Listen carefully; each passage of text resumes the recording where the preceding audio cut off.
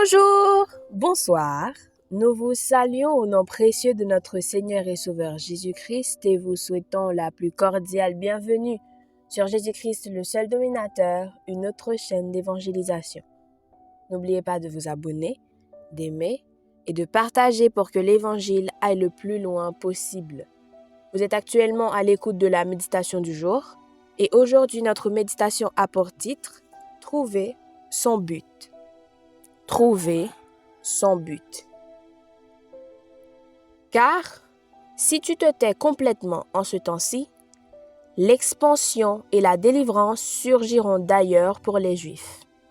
Mais toi et la maison de ton Père, vous serez détruits.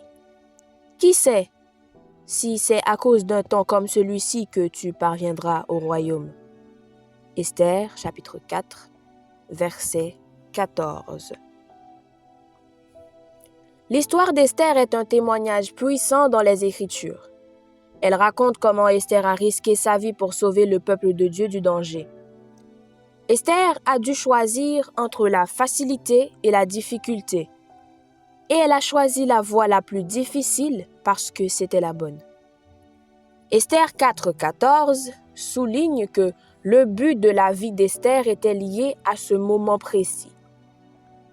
Elle a été façonnée par Dieu afin d'accomplir ses desseins pour sa génération.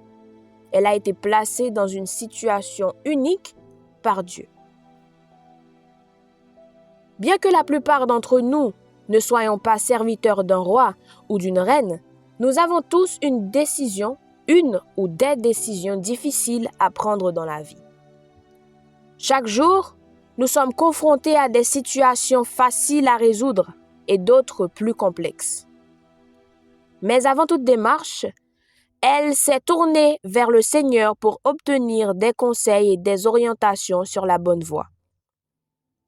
Et c'est là qu'elle a trouvé la stratégie, la sagesse et la faveur nécessaires pour atteindre son objectif. L'histoire d'Esther nous enseigne que Dieu a doté chacun de nous d'un don spécifique. Il vaut la peine de la lire et de l'étudier. Même si le chemin n'est pas toujours facile, Dieu promet d'être avec nous sur le chemin qu'il nous a tracé. De plus, Esther n'a pas accompli son projet seule. Elle a bénéficié du soutien de sa communauté qui a jeûné et prié pour elle et avec elle.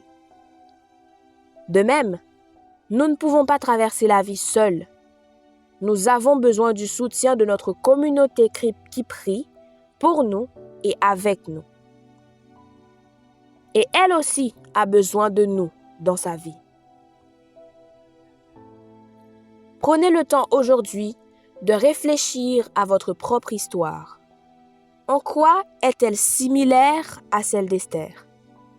Réfléchissez au but unique pour lequel Dieu vous a créé. Priez-le qu'il vous donne la force de prendre la bonne décision dans la vie et de persévérer dans sa voie. Que le Seigneur vous bénisse.